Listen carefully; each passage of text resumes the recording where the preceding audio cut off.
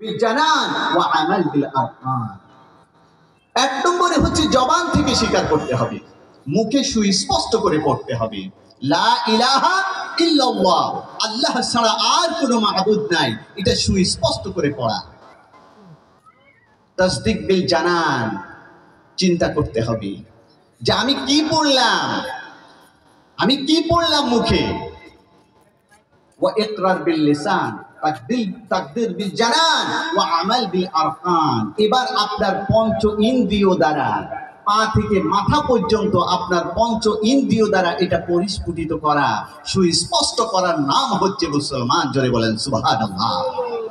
এখন যদি কালেমা পড়েছি, আল্লাহর বিধান মানি না, অবস্থা কোন পর্যায়ে যাবে হিসাব করেন আপনারা।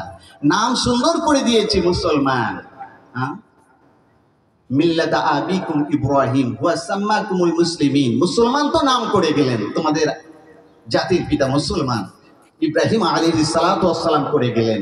এখন চিন্তা করে দেখেন, আমি কোরআনের বিধান মানি না, কালিমা ওয়ালা জিন্দেগি আমি যাপন করি না, আমি আমাল বিল আরকান করি না, আমার পঞ্চ ইন্দ্রিয় দ্বারা আল্লাহর হুকুমকে আমি আদায় করি না, কিন্তু নাম আমার মুসলমান। এই মুসলমান দিয়ে কি কোনো কাম হবে? নাম রেখে দিয়েছে মুসলমান, নাম দিয়ে কোনো কাম হয় না। আসলে নাম তোমার আবেদুর রহমান, কাজ কর্মে রবট সান, হয় কি হয় না?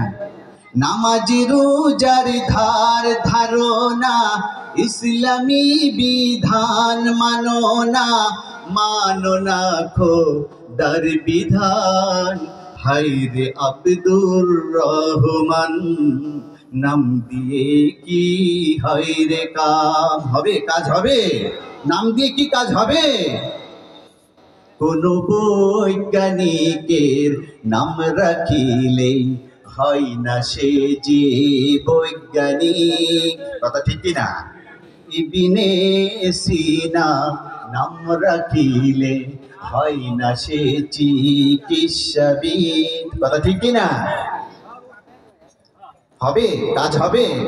কোন বৈজ্ঞানিকের নাম রাখিলে হয় না সে যে বৈজ্ঞানিক, ইবনে সিনা নাম রাখিলে হয় না সে চিকিৎসাবিদ।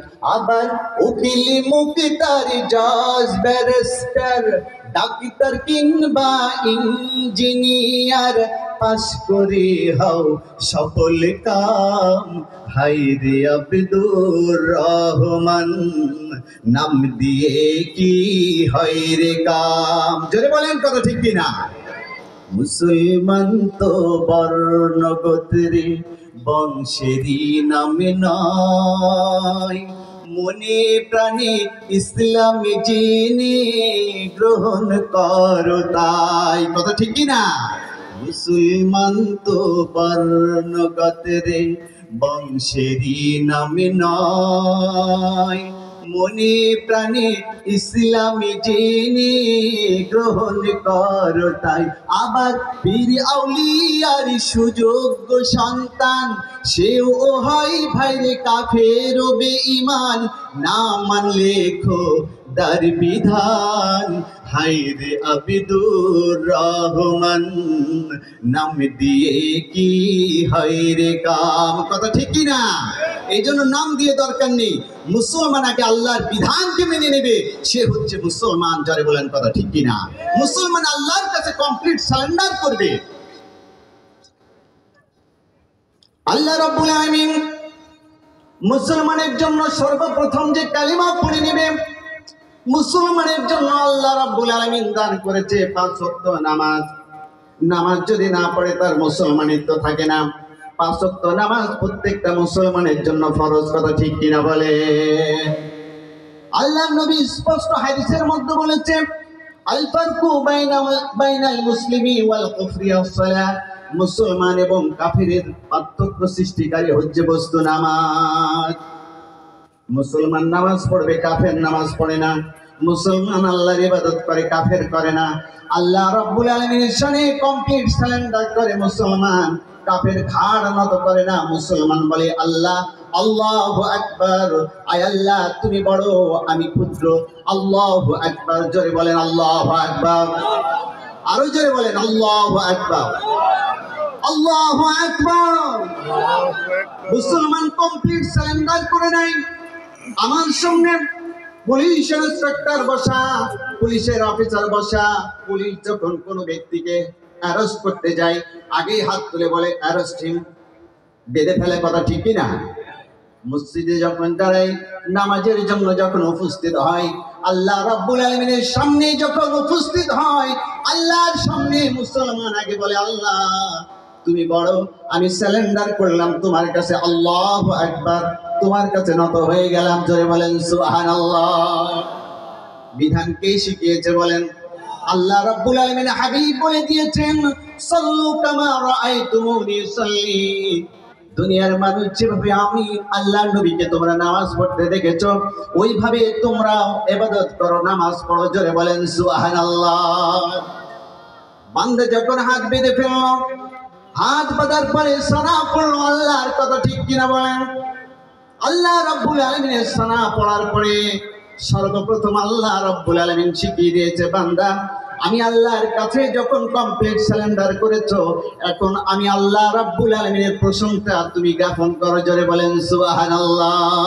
আলহামদুলিল্লাহি রাব্বিল আলামিন আর রহমানির রহিম মালিকি ইয়াউমিদ্দিন ইয়্যাকা না'বুদু ওয়া ইয়্যাকা নাস্তাঈন ইহদিনাস সিরাতাল মুস্তাকিম সিরাতাল লাযীনা আন'আমতা আলাইহিম গায়রিল মাগযুবি আলাইহিম ওয়ালাদ-দাল্লিন। আমিন। জোরে বলেন আমিন। প্রশংসা কে শিখিয়েছে? আরো জোরে বলেন কে? আল্লাহ রাব্বুল আলামিন প্রশংসা শিখিয়ে দিয়েছে। বান্দা তামাম পৃথিবীকে আমি যখন সৃজন করেছি, আমি আল্লাহ যখন এক অদ্বিতীয়, তখন আমি আল্লাহ রাব্বুল আলামিনের কাছে তুই প্রার্থনা করবি। চাইবো কার কাছে? ইজা সাআলতা ফাসআলিল্লাহ। বান্দা তো যখন প্রয়োজন হবে তুই আমার কাছে চা, আমি আল্লাহ পাক তোকে দান করব। জোরে বলেন সুবহানাল্লাহ। দেরি বলে আল্লাহ। বান্দা শুধু প্রশংসা করবে, এমন প্রশংসার যোগ্য যে রব, তার তো প্রশংসা করতেই হয়। কথা ঠিক কিনা? আজকে লাশাই বস্তু থেকে আমরা ইনসান হয়েছি, কেউ মানুষ হয়েছি, কেউ আলেম হয়েছি, কেউ ইঞ্জিনিয়ার হয়েছে, কেউ ব্যবসায়িক হয়েছি। এটা কে দিয়েছে? জোরে বলেন। মায়ের পেট থেকে কি ডিগ্রি এনেছিলাম? কারোর ক্ষমতা আছে বলে? একেবারে দুর্বল, একেবারে দুর্বল।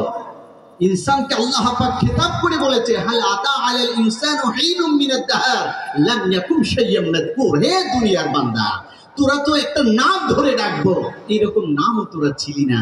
আমি আল্লাহ পাক তোদেরকে লাশাই বস্তু থেকে আমি আল্লাহ পাক শাই পরিণত করেছি। জোরে বলেন সুবহানাল্লাহ। এখন প্রশংসা যদি গাইতে হয়, কার গাইতে হবে? প্রশংসা সবই কেবলই তোমারি রব্বুল আলামিন। কথা ঠিক কি না? নাকি দুনিয়ার কোনো বান্দার প্রশংসা গাইতে হবে? প্রশংসা সবই কেবলই তোমারি রব্বুল আলামিন।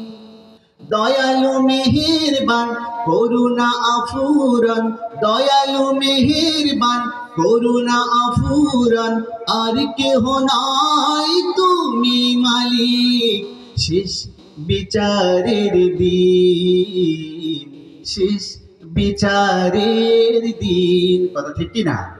কেউ নেই, একমাত্র প্রশংসার যোগ্য আমার আল্লাহ। জোরে বলেন সুবহানাল্লাহ। কেবলি তোমারি করি ইবাদত, কেবলি তোমারি চাই রহমত।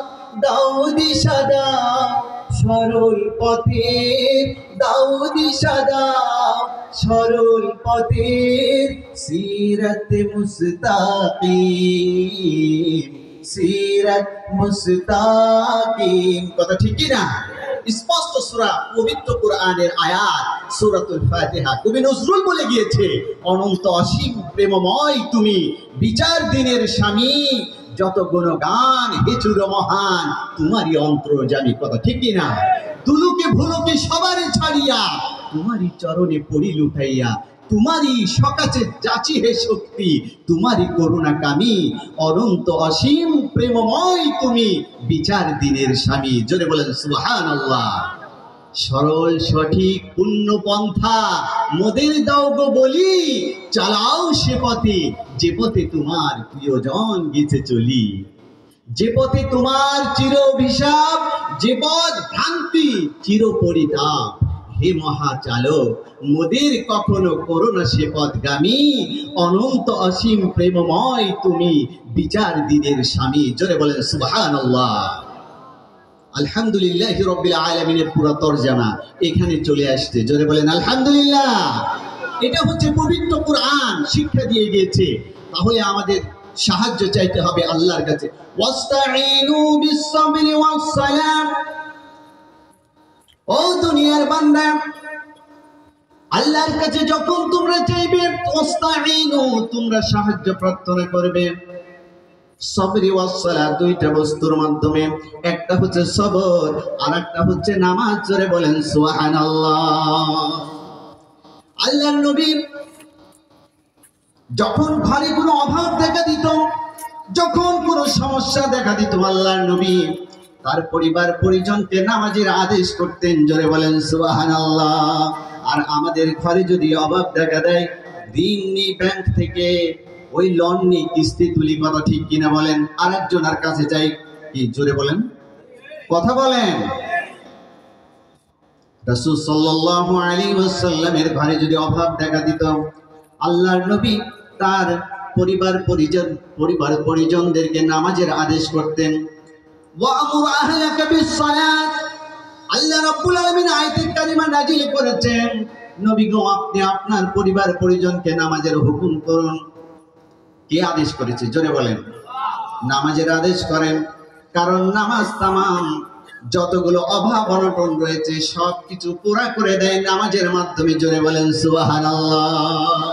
আইরে নামাজ, আমার হক যদি হক আদায় করে নামাজ পড়া হয়, এই নামাজ আমার রিজিক টেনে নিয়ে আসবে, কথা ঠিক কিনা?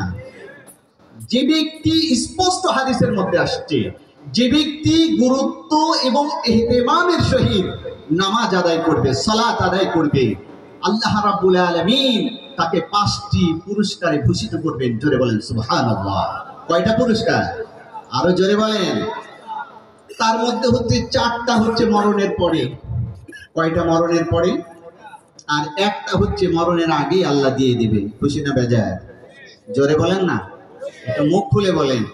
আমার খেটে খাওয়া মানুষগুলো, আমরা তো দুনিয়ায় থাকার জন্য আসিনি, কিন্তু আসল জায়গায় না চেয়ে আমরা ভিন্ন জায়গায় চাই, যার জন্য আমাদের চাওয়ার কোনো ফায়দা হয় না, কথা ঠিক কি না? ওই একটা প্রবাদ আছে না, যে দাদার কবর কোথায় আর দাদি কাঁদছে কোথায়। যেখানে যেটা করার দরকার সেখানে না করে উল্টো জায়গায় করি, যার কারণে আমাদের ফল হয় না, কথা ঠিক কি না? সাহাবায়ে কেরামের জিন্দেগি আপনি যাচাই করেন, রাসূল সাল্লাল্লাহু আলাইহি ওয়াসাল্লামের জামানাতে আপনি দেখেন অবস্থাটা কোন পর্যায়ে। যে রাসূল সাল্লাল্লাহু আলাইহি ওয়াসাল্লাম তার পরিবার পরিজনকেও নামাজের আদেশ করেছেন, সাহাবায়ে কেরামও নামাজে দাঁড়িয়ে গিয়েছেন, রাসূল যা বলেছেন সেটাই বিশ্বাস করেছেন। কিন্তু আজকে আমাদের বিশ্বাসের অভাব, যার কারণে আল্লাহ পাক দেওয়ার জন্য প্রস্তুত, আমরা নিতে রাজি না, কথা ঠিক কিনা?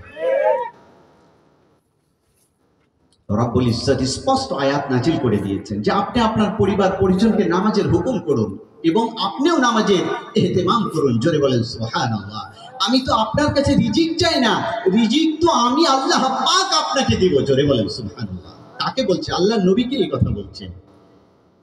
আপনার কাছ থেকে আমি রিজিকের আশা করি না, আপনি রিজিক তালাশ করেন এটা না, আমি আল্লাহ পাক আপনাকে রিজিক দেব। এই জন্য বলেছিলাম যে যে ব্যক্তি গুরুত্ব ইহতিমামের সহিত 5 ওয়াক্ত নামাজ পড়বে, আমি এটা বলতে এই জন্য এসেছি যে মাত্র আমরা কালিমা পড়ার পরেই তো মুসলমানের সর্বপ্রথম যে হক, সেটা কি নামাজ না? সালাত ইজ আওয়ার ডিউটি। এটা হচ্ছে আমাদের অবধারিত মাকতুব, সালাত হচ্ছে আমাদের অবধারিত, এটা ফরজে আইন। যে যদি কোনো ব্যক্তি নামাজ না পড়ে সে ব্যক্তি তো জান্নাতে যেতে পারবে না। কারণ কি? নামাজ হচ্ছে জান্নাতের চাবি, এটা তো আপনারা সকলেই জানেন, জানেন না? আচ্ছা, চাবি ছাড়া কি ঘর খোলা যায়? জোরে বলেন না। তাহলে চাবি নেই, আমি কি করে জান্নাত খুলতে পারি? চাবি নেই আমার হাতে, আমি কি করে জান্নাত খোলার আশা করতে পারি? এটা কি সম্ভব? জান্নাতের আশা আমরা করতে পারি না। কারণ কি? জান্নাত হচ্ছে বড় কঠিন জিনিস। অর্থাৎ যে ব্যক্তি নামাজ পড়বে ওই ব্যক্তির জন্য জান্নাত বড় সহজ, যে নামাজ পড়েনি তার জন্য জান্নাত আশা করা যেতে পারে না, তাই না? কারণ আমরা কি ঘুষ দিয়ে কিনছি চাকরি, কথা ঠিক কিনা? ঘুষ দিয়ে কিনছি কি চাকরি, কিস্তি কিস্তি তুলে করছি গাড়ি, করি কি করি না বলেন? জনগণের টাকা মেরে করেছি আলিশান বাড়ি, কথা ঠিক কিনা? অবসরে যে মুখে রাখছি চাপ দাড়ি, জান্নাত কি মামুর বাড়ি? জোরে বলেন, কথা ঠিক কিনা? সহজ জান্নাত? জান্নাত কামাই করে নিতে হবে। জান্নাত 5 ওয়াক্ত নামাজ পড়ে আল্লাহকে রাজি খুশি করে জান্নাত কামাই করতে হবে, কথা ঠিক কিনা? রাসূল সাল্লাল্লাহু আলাইহি ওয়াসাল্লাম একদিন গভীর রজনীতে নিয়ত করলেন, দেখি তো আমার সাহাবীদের হালত কি। প্রখ্যাত সাহাবী হযরত ওমর ইবনে খাত্তাব রাদিয়াল্লাহু তাআলা আনহুর বাড়ির দিকে রওনা হলেন আল্লাহর নবী সাইয়্যিদুল মুরসালিন জনাবে মুহাম্মদ রাসূলুল্লাহ সাল্লাল্লাহু আলাইহি ওয়াসাল্লাম নিশি রজনীতে যাওয়ার পরে দেখলেন ওমরের বাড়ি থেকে আওয়াজ আসছে, কোরআন তেলাওয়াতের আওয়াজ। জোরে বলেন সুবহানাল্লাহ। আল্লাহর নবী বুঝলেন যে আমার সাহাবী হযরত ওমর ঘুমায় নাই, চিৎকার দিয়ে বলেন সুবহানাল্লাহ। আমার ওমর ঘুমায় নাই। আল্লাহর নবী কান লাগিয়ে ওমরের তেলাওয়াতগুলো শুনলেন। আল্লাহর নবীর দিল চাচ্ছিল আরো যেন শুনি, কারণ কোরআন মধুর একটা আওয়াজ। কোরআনের আওয়াজ যতই শোনা যায় ততই মজা লাগে, কথা ঠিক কিনা? জোরে বলে। আল্লাহর নবী দিলের কান লাগিয়ে কোরআনের আওয়াজ শুনে ওমর ইবনে খাত্তাব রাদিয়াল্লাহু তাআলা আনহু গভীর রজনীতে আল্লাহর কুদরতে পায়ে সিজদা দেওয়ার জন্য দাঁড়িয়ে গেছে। ওমর ইবনে খাত্তাব নামাজ পড়ছে, আল্লাহর নবী দেখভালের জন্য গিয়েছে। আমার সাহাবীদের হালত একটু জানতে চাই। দীর্ঘক্ষণ দাঁড়িয়ে ওমরের তেলাওয়াত শুনে আল্লাহর নবী ফিরে আসছেন। আবার নিয়ত করলেন, যাই আমি আমার আবু বকরের একটু খোঁজটা নিয়ে দেখি, আমার আবু বকরের হালতটা কি। আল্লাহর নবী চলে গেলেন আবু বকরের বাড়িতে, বাড়ির কাছে চলে গেলেন, কিন্তু ঘরের ভিতর মিটি মিটি আলো দেখা যায়। আল্লাহর নবী আবু বকরের বাড়ির সামনে চলে গেলেন। মৃদু কিছু ক্ষীণ ক্ষীণ আওয়াজ, জোরে কোনো আওয়াজ আসে না। আল্লাহর নবীর বুঝতে বাকি রইল না, আমার আবু বকর ঘুমায় নাই, আমার আবু বকর আল্লাহর কুদরতে সিজদা দেওয়ার জন্য, কুদরতে পায়ে সিজদা দেওয়ার জন্য দাঁড়িয়ে গিয়েছে। জোরে বলেন সুবহানাল্লাহ। আল্লাহর নবী ফিরে আসলেন, মসজিদে নববীতে ইমামতি করলেন। আমরা তো একটু রাত জাগলেই যে মাহফিল যদি একটু দেরি হয়েছে, ফজরের নামাজতে তার খুঁজে পাওয়া যাবে না, কথা ঠিক কিনা বলেন? আমাদের অবস্থা হচ্ছে, ইমানের হালত বলছি আমি, আর সাহাবীদের ঈমান রাত ভর দাঁড়িয়ে আল্লাহ পাকের দরবারে দাঁড়িয়ে গেছে। সকালে ফজরের নামাজ রাসূলের পিছনে আদায় করেছে। জোরে বলেন সুবহানাল্লাহ। আল্লাহর নবী নামাজ শেষ করেন, সালাম ঘোরালেন, আসসালামু আলাইকুম ওয়া রাহমাতুল্লাহ, আসসালামু আলাইকুম ওয়া রাহমাতুল্লাহ। আবু বকর ওমর তালিম করার পরে আল্লাহর নবী নসিহতে এসেছেন। আবু বকরকে বললেন, ওমরকে বললেন, আবু বকর ওমর একটু বসো, তোমাদের সাথে কথা আছে। সাহাবায়ে কেরাম বসে গেলেন, আবু বকর ওমর বসলেন। আল্লাহর নবী বললেন, ওমর রে, কালকে গহীন রজনীতে তোমার খোঁজ নেওয়ার জন্য গিয়েছিলাম, দেখলাম তুমি কোরআন তেলাওয়াত করছো, আল্লাহর দরবারে কুদরতি পায়ে সিজদা দেওয়ার জন্য দাঁড়িয়ে গেছো, তাহাজ্জুদের জন্য দাঁড়িয়ে গেছো। ওমর রে, এত জোরে জোরে তেলাওয়াত কেন করছিলে একটু জানতে চাই।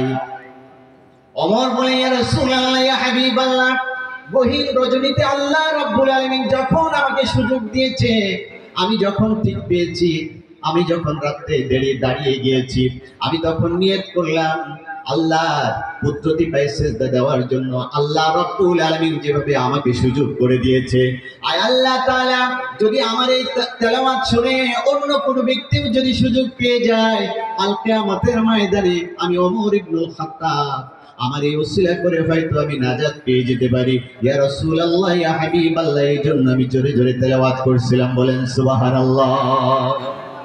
আবু বকরকে জিজ্ঞাসা করে, আবু বকর, তোমার বাড়ির সামনে গেলাম, একেবারে ক্ষীণ আওয়াজ, আমি রাসূলের মন চাচ্ছিল আমি আবু বকরের তেলাওয়াত শুনি। আবু বকর এত আস্তে আস্তে তেলাওয়াত করলাম, আমি আল্লাহর নবী শুনতে পেলাম না। আবু বকর রে, এত আস্তে আস্তে তেলাওয়াত কেন করছিলে একটু জানতে চাই।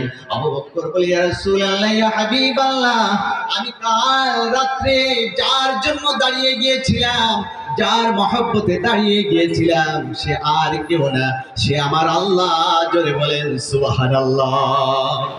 ইয়া রাসূলুল্লাহ, ইয়া হাবিবাল্লাহ, আমি দুনিয়ার কোন ব্যক্তিকে শোনানোর জন্য দাঁড়াই নাই, আমি গহীন রজনীতে আমার আল্লাহর কুদরতি পায়ে সিজদা দেওয়ার জন্য দাঁড়িয়েছিলাম আর তেলাওয়াত করছিলাম যার জন্য। ইয়া রাসূলুল্লাহ, আমি তাকে শুনিয়ে দিয়েছি। জোরে বলেন সুবহানাল্লাহ। আল্লাহর নবী বললেন, আবু বকর তোমার নিয়ত সহিহ, ওমর তোমার নিয়ত সহিহ। জোরে বলেন সুবহানাল্লাহ। গহীন রজনীতে আল্লাহর নবীর সাহাবীরা এইভাবে দাঁড়িয়ে গিয়েছেন। আমাদের অবস্থা কেমন বলেন?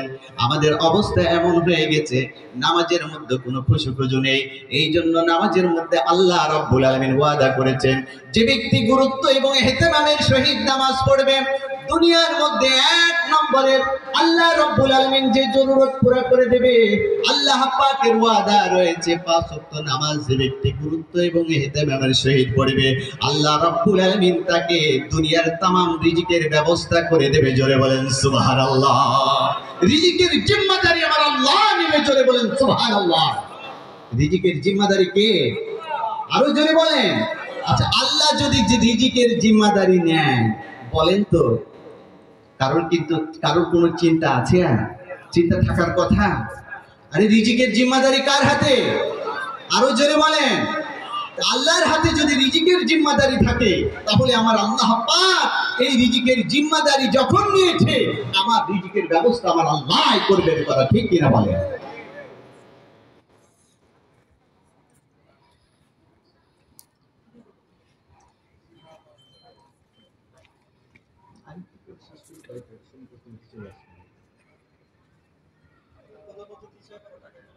ও আচ্ছা, সম্মানিত উপস্থিতি, আমি তো আছি আপনাদের মধ্যে। এখান থেকে পরবর্তীতে শুরু করি, আমাদের কমিশনার একটু দূরে চলে যাবে। তারপরেও আমি যে কথা বলেছিলাম, যে এখানে তো আমরা মূল উদ্দেশ্য হচ্ছে ছাত্রদের পাগড়ি প্রদান, তাই না? বলেন, এই মাহফিল থেকে ছাত্রদের পাগড়ি প্রদান, সাথে হচ্ছে দোয়া মোনাজাত। কথা ঠিক কিনা? সকলের জন্য দোয়া হবে। আজকে যারা এসেছি, কারোর বাবা নাই, কারোর মা নাই, মুরব্বী হারা হয়ে এসেছি। কথা ঠিক কিনা?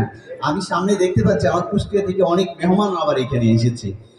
যখন আমি ট্রেনে উঠি, চিত্রাতে যখন উঠি কুষ্টিয়া থেকে, তখন দেখা হয়েছে কয় হুজুর কুষ্টিয়াতে, ঢাকাতে আপনার মাহফিল রয়েছে গাজীপুর। গাজীপুরের এখানে অনেক মেয়ে বিয়ে হয়েছে, অনেকের আত্মীয় স্বজন বিয়ে হয়েছে, তারা দেখে আসছে মাহফিলে। আমার সামনে উপবিষ্ট রয়েছে। আমার আবার মাহফিল 10 তারিখে একটা রয়েছে সামনে। আমাদের ইনারা সকলে জানে যে ভাদালিয়া ইস্টার্ন মসজিদ গোরস্থানে, ওখানে ঐতিহ্যবাহী আব্দুল আউয়াল, হাফেজ আব্দুল আউয়াল সাহেব চরমনা পীর হুজুর খলিফা ওখানে থাকবেন, আমি আছি ইনশাআল্লাহ। ওনারাও আসছে এই মাহফিলে। ওনারাও এই পাগড়ি প্রদান অনুষ্ঠান তো সকলেই আমরা দেখব। বিশেষ করে যে কোরআনের হাফেজ হয়েছে, কোরআনের যতগুলো আয়াত রয়েছে, এতটা তালা হাফেজরা জান্নাতের মধ্যে পাবে। জোরে বলেন সুবহানাল্লাহ। বিশেষ করে এই কোরআনের মাহফিল থেকে।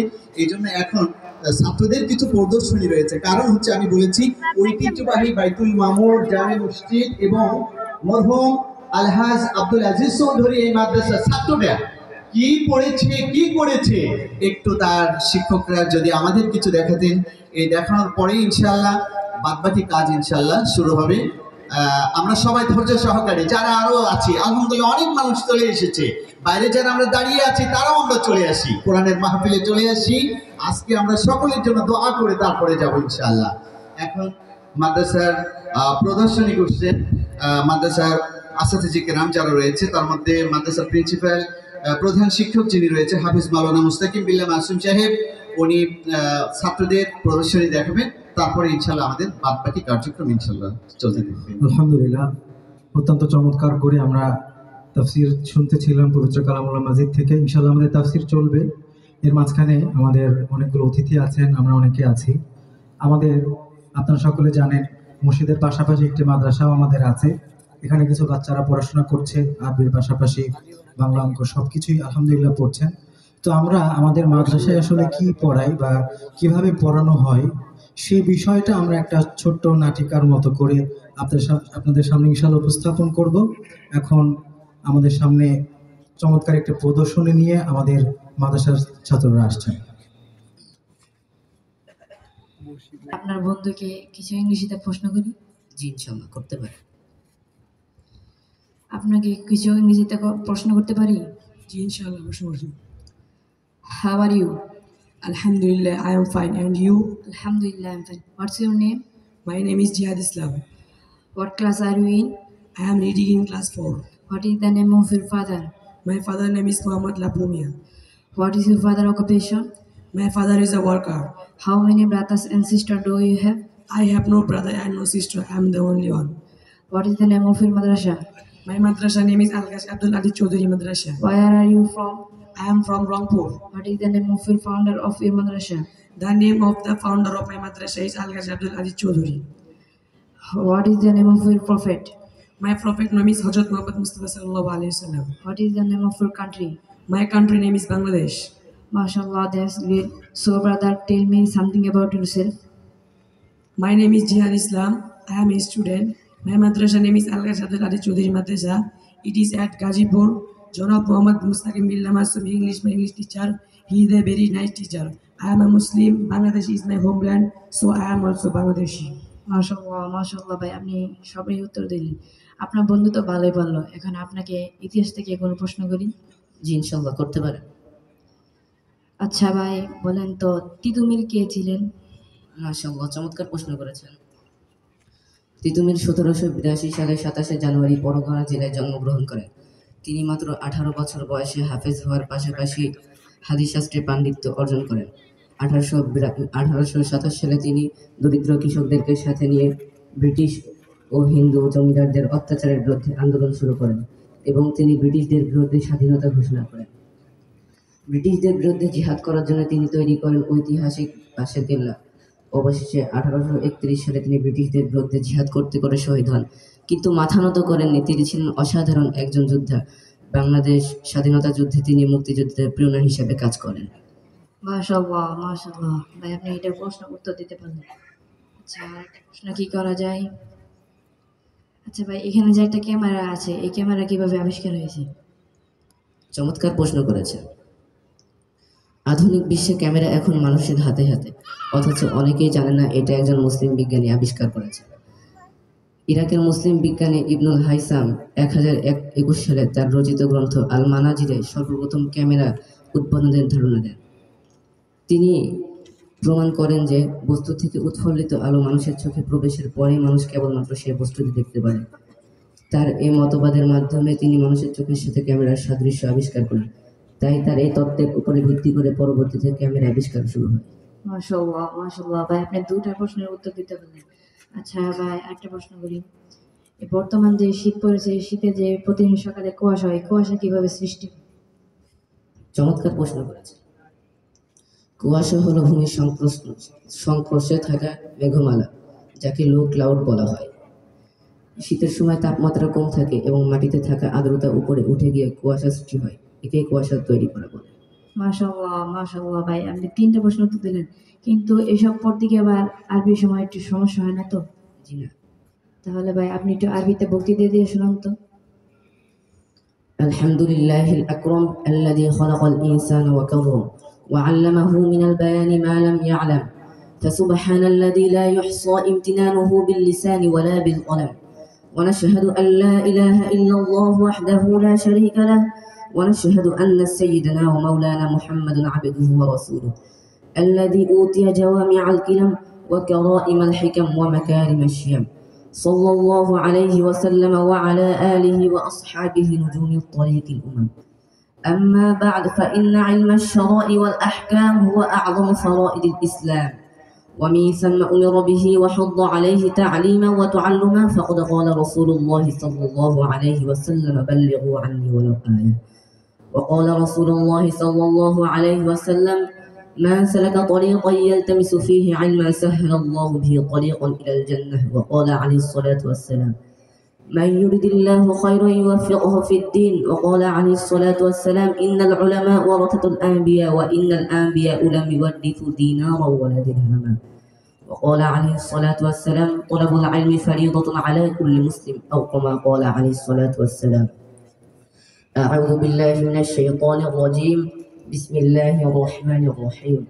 أمن هو قانت آناء الليل ساجدا وقائما يحذر الآخرة ويرجو رحمة ربه قل هل يستوي الذين يعلمون والذين لا يعلمون إنما يتذكر أولو الألباب.